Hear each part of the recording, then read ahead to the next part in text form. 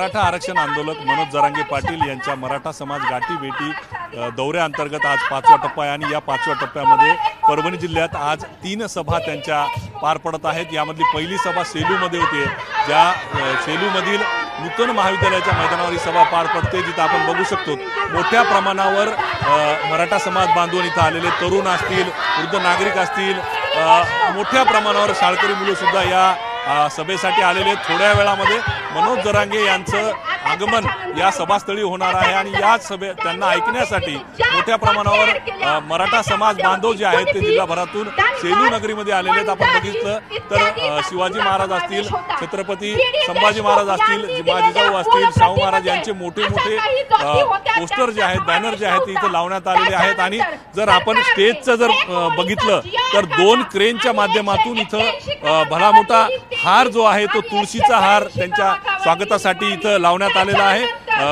20 bye 40 आकाराचं stage इथं उभारण्यात आलेलं आहे आणि 18 फुटाचा रॅम्प त्यांच्यासाठी इथं उभारण्यात आलेला आहे आणि पूर्ण तयारी जी आहे ती तयारी झालेली आहे। जिल्हाभरातून मराठा समाज बांधव या सभा ठिकाणी आलेले आहेत। महिलांची सुद्धा लक्षणीय उपस्थिती या सभेसाठी आहे आणि पूर्ण तयारी जी आहे या सभेची झालेली आहे। काही वेळामध्ये मनोज जरांगे या सभास्थळी येतील आणि त्यानंतर त्यांचं जे काही भाषण आहे तो होईल। हे भाषण ऐकण्यासाठीच जिल्हाभरातून जे आहे मराठा समाज बांधव इथं जमलेले आहेत। महिला भगिनी असतील, तरुण मुलं असतील, वृद्ध नागरिक असतील, हे सर्वच जण इथं जमलेले आहेत। पोलिसांचा सुद्धा चोख बंदोबस्त या सभांच्या अनुषंगाने लावण्यात आलेला आहे। पहिली सभा आता सेलूला पार पडणार आहे, त्यानंतर सोनपेठला ही सभा झाल्यानंतर गंगाखेडला रात्रीच्याला ही एक सभा होईल। या 3 सभा झाल्यानंतर मनोज जरांगे हे लातूर जिल्ह्याकडे जातील आणि तिथं एक सभा होईल। आजच्या या दौऱ्यातील त्यांच्या परभणी आणि लातूर जिल्ह्यातील ह्या 3-4 सभा ज्या आहेत त्या पार पडणार आहेत। Camera person Dhananjay दारुंटेसह